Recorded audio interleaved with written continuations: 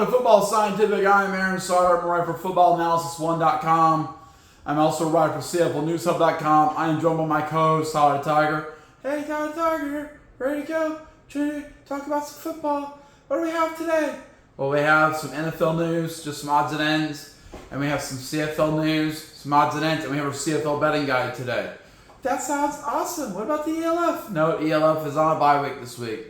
So we're not talking about the ELF this week. IFLs have their playoffs this weekend, but we're going to talk about that tomorrow. Okay, we're going to do our IFL betting guide either tomorrow or Friday, since they don't start playing until Saturday. Probably Friday. Okay, so that's the deal. Tyler Tiger, let's crank this thing out. Let's go over our NFL news and CFL betting guide. Let's get it going. Let's break it down. Let's break it down. Yeah, let's break it down. Okay, here we go. So first, recently in the NFL, yesterday, Baltimore Ravens head coach John Harbaugh told reporters that tight end Isaiah Likely rolled his ankle and will likely miss a few weeks. Isaiah Likely will miss a few weeks. I heard today it might be a foot fracture. It could be a few months. Okay. Cincinnati Bengals. Oh, this is big news. You can see an article on this I wrote about on FootballAnalysisOne.com, and I made a short about it in real time. So Cincinnati Bengals defensive end Trey Hendrickson has reported a training camp with the Bengals. I guess he's holding in now. You know, he's like, there's no change in his contract. They didn't improve his contract, but he's holding in now to stop the fines. Come on, man. It's over. Once you report to camp, you can say you're holding in, holding out, whatever, blah, blah, blah. You're one step away from being on the field, okay? And that's a break in the action, okay? If you don't come to camp, you're getting fined $50,000. Well, he finally let him know, hey man, that money, I need that money. So I'm gonna go to camp. I don't want to keep getting fined $50,000. What's gonna happen if you don't play? They're gonna not give you a week's salary. They're not gonna give you the salary. They owe you $15.8 million, and you won't get any of it if you don't play. So my logic is, if he broke on the $50,000 fine, he's gonna break on the loss of a paycheck. I bet the Bengals are betting on the same thing. They're pretty good negotiators. They're real cheap, so they negotiate pretty well. And he'll end up playing this year and then getting a franchise tag next year, okay? Because they're not sure if he can make it for a long-term deal, which is what he wants. He wants a long-term deal. Okay? Philadelphia Eagles, they waived injured wide receiver Danny Gray yesterday and signed wide receiver Ife Adai, okay? LA Chargers running back Najee Harris does not have a timetable for return to practice to get the eye injury from the fireworks. Yeah, it's just a surface injury. You have your eye. That means you're blind, bro. Okay. San Francisco 49ers, Brandon Ayuk is running routes in practice yesterday and today. You know, he was supposed to be on the PUP list. Well, he's playing. So he'll probably do it without a contract, too. Miami Dolphins, cornerback Taylor Coham suffered a season-ending knee injury on Saturday. Dolphins are having a curse of Jalen Ramsey. All their cornerbacks are hurt. They keep signing cornerbacks. They keep getting hurt. ACLs, knee injuries, ankles. Now you got another cornerback down. They signed Mike Hilton. He might be the only cornerback left for the Dolphins by the time camp's over. It's the curse of Jalen Ramsey and a Miami parking spot situation. Cleveland Browns head coach Kevin Stefanski it's reported that cornerback Martin Emerson Jr. tore his Achilles. I put a video together saying training camp, let's go training camp, and it is tear ACL. That's been happening all the time. ACLs, Achilles tendons, breaking feet. What's happening in training camp? Where are all these? I really rarely remember a time where training camp, not preseason game, but training camp, everyone got hurt. And it seems like so many people are getting hurt right now. What is happening? That's crazy. Cincinnati Bengals released running back Zach Moss, speaking of getting hurt. They signed him last year, but he only played in 8 games. He ran for 74 rushes, 242 yards, 2 touchdowns. They're like, bro, Taj Brooks is way better than you. Samaje Perine is way better than you.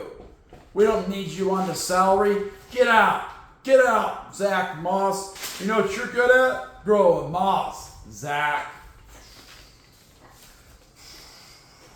Buffalo Bills defensive end Joey Bosa has said he wants to write a new chapter while playing in Buffalo. He wants to write a chapter where he doesn't get hurt every year. Although he's, been hurt. That book's not going well, bro. I also saw that first-round draft pick for Buffalo, Maxwell Hairston, narrowly avoided an ACL tear.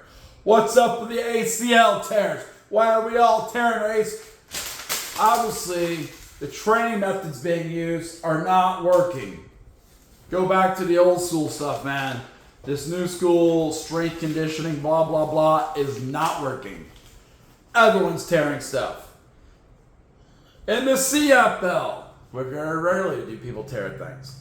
CFL, Edmonton Elks have signed national defensive line Jacob Plamondon, and they added from the practice roster national DB Jarrell Cummings.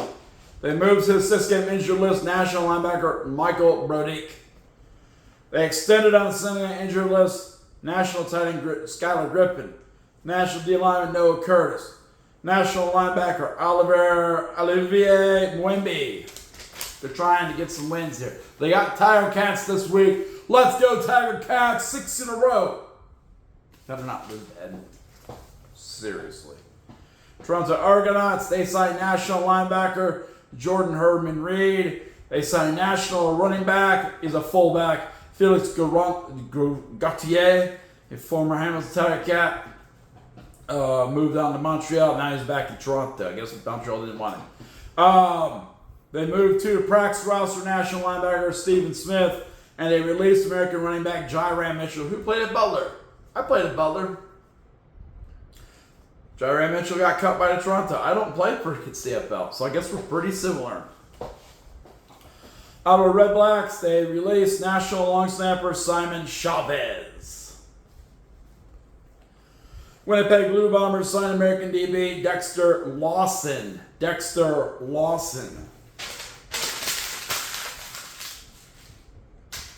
Earlier today, I wrote an article on CFL News Hub about the Hamilton Tiger Cats signing defensive lineman Malik Hall. He had been signed in April. He came to training camp. They cut him. But guess what? When you're cut by a CFL team, you're still on the list. The list, meaning when everyone gets hurt or they got to cut people because they're horrible, they'll bring you back. Malik Hall's coming back, 6'3", 235 from Athens, Texas. Spent a little time with the Jets practice squad. Played 3 games at Birmingham Stallions. Definitely not an all-star type. Southeastern Oklahoma State's where he played. Where? The Savage Storm. Played 43 games, 151 tackles, 79 solo tackles, 14 quarterback sacks, 3 forced fumbles. Malik Hall. I wrote about that on CFL News Hub today. Check the article out. And they also released national defensive lineman Kyle Sampson. You must be doing pretty bad if you're a national defensive lineman, because they usually need those for the ratio rule. They have to have so many Canadians on the field at a time, They usually need nationals for that. Maybe he's just not cutting the mustard. Why would you cut mustard? Seriously. Ottawa Red Blacks, veteran center Peter Gobler is moving on to the Ottawa Red Blacks. They need help. Lots of it. Calgary Stampeders, they will start P.J. Walker at quarterback. Why? Because Vernon Adams Jr. is on the 1-game injured list. This is a concussion. They're probably going to lose again. I'm going to pick against them this week. Whatever, Calgary. Gross. Saskatchewan Rough Riders, they signed national defensive lineman Deshaun Stevens. All right, so now the moment you've all been waiting for. The moment you've all been waiting for. It's a big money moment. CFL Betting Guide for Week 9. Okay, so first we got tomorrow night, Thursday, July 31st, 7:30 p.m. Eastern. Calgary Stampeders, 5-2 at Ottawa Red Blacks, 1-6. Calgary will not have Vernon Adams Jr. They're 5-2. Ottawa's 1-6. I would love to pick against Calgary right here, but I think their running game and defense is better than Ottawa's. I think Ottawa does not protect their quarterback. Drew Brown got murdered by Hamilton Tiger Cats last time. They do not have pass protection. Calgary's missing a quarterback. They won several games without a quarterback throwing a touchdown. I don't think it matters as much as it does for other teams. They run the ball well. So with that in mind, Calgary going into Ottawa. Ottawa is reeling at 1-6. Calgary Sabres are fighting to get back to the top of the West at 5-2.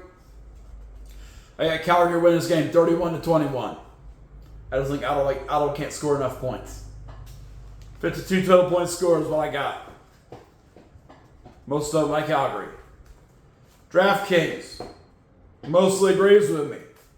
They got Calgary at a -3 as a -3 favorite. It means they got Ottawa Redblacks 3-point underdog. They get the over-under 51.5. That's exactly my number, almost. How would I bet in this game? Tough call. This Calgary's coming in beat up. I still think their running game and their defense is better than Ottawa. I'm going Calgary on the money line, and I'm going over. Slightly over. A half point over. I'd probably go Calgary on the money line. Friday, August 1st, 8:30 p.m. Eastern. We got Toronto Argonauts, who are 2-5. They picked up a win against Winnipeg last week at home. They're going on the road against Winnipeg this week, who's 3-3, who's lost 2 in a row. Zach Collaros is a dumpster fire. They know he's a dumpster fire. So what happened here? I think Winnipeg understands they got to change their approach to the game a little bit. If Zach Collaros isn't hitting, man, you got to run the ball more. You got to run on Brady Alabera. Okay? They may have been taking it very easy on Brady Alabera because he has an injury. You got to quit doing that, man. I think Winnipeg comes home and wins this game. It goes to 4-3. Toronto drops to 2-6. Okay? Probably a bold prediction since Toronto won by 14 last week, but I think Winnipeg's going to figure it out. They're very good as an organization. I think they'll figure it out. Okay, I have it going down. Winnipeg winning this game 29-28 at Winnipeg. 57 total points being scored. DraftKings, they agree. They say Winnipeg's a 5.5-point favorite. They say Toronto's a 5.5-point underdog. They got over 51.5. I say it goes over. And I say Winnipeg wins. Money line. They played so bad last week. If they just play half, is not bad. If they play half that bad, they're going to win the game. Okay. Tiger Cats playing Saturday, August 2nd, 3 p.m. Eastern. Hamilton Tiger Cats travel to Edmonton Elks. Hamilton Tiger Cats are 5-2. Edmonton's 1-5. Tiger Cats have the best offense in the league. They have an average defense, which is way better than what they've had. Edmonton, I believe, is going to come and try to manage the game. They're going to run the ball. They're going to let Trey Ford run the ball. They're going to throw when they need to. With that in mind, now I have a lot of respect for Edmonton. I think they've played pretty well, even though they have a horrible record. They're 1-5, but they played pretty well. Hamilton cannot lose this game. Cannot. If they lose this game and lose a top spot by losing to one of the worst teams in the league, that is unexcusable. So I cannot pick Edmonton, even though I thought Edmonton's played pretty well recently. I got Tiger Cats win this game 32-24 on the road. 56 total points. DraftKings agrees with me. We got Hamilton Tiger Cats 4.5-point favorite. We got Edmonton Elks as a 4.5-point underdog. We got over-under 54.5. I said I'm going with Hamilton Tiger Cats money line. I'm going over. The only chance Edmonton has is to score a bunch of points. It's got to go over. The last CFL's game of week 9, Saturday, August 2nd, 7 p.m. Eastern. Another huge game. Saskatchewan Roughriders 6-1. Travel Montreal Alouettes 5-2. Remember last week Montreal upset Calgary Stampeders. Yes, Saskatchewan, the new top team in the West, traveling to Montreal. Montreal's been to BC the East till he got beat by BC, which is unexcusable. The Saskatchewan Roughriders are a more balanced team. They run the ball well. They play defense. They have good special teams. Montreal, it's all to that quarterback, man. It's all to that quarterback. The defense is hot. They've been really good this year. Defensive touchdowns go a long way. I say they go so long. Defensive touchdowns go so long for Montreal. It hurts me to say this. I think they win this game, 30-28. They upset another number one team in the West. Now, I would love for Montreal to lose that game. I'd love to be wrong on this one. So Hamilton can stay at the top without sharing it. I just don't see it. I think Montreal is going to come out, scrap it together. They beat Calgary last week. They know what to do to overcome the lack of Davis Alexander. And then they win this game 30-28 at home. 30-28. 58 total points scored. DraftKings doesn't agree with me. No one agrees with me, I'm sure. So that's going Rough Riders 2.5 point favorite. Montreal 2.5 point underdog. I got Montreal win this game by 2. Over-under 49.5. I say it goes high, 58. One way or another, it's going to go high, 58. So I'm going over, and I'm going Montreal with the points. Montreal with the points. I think they'll keep it within 2.5. I actually think they'll win it. Last but not least, to finish today's report, we got the UFL. New England Patriots signed Memphis Showboats center Alec Lindstrom. Kansas City Chiefs, they worked out Memphis Showboats wide receiver Kwame Lassiter II. Denver Broncos worked out DC defensive linebacker Anthony Hines. Been a lot of opportunities for UFL players to move up this year. They keep getting workouts. Boom. That was our most recent NFL and UFL news, and it's our CFL betting guide.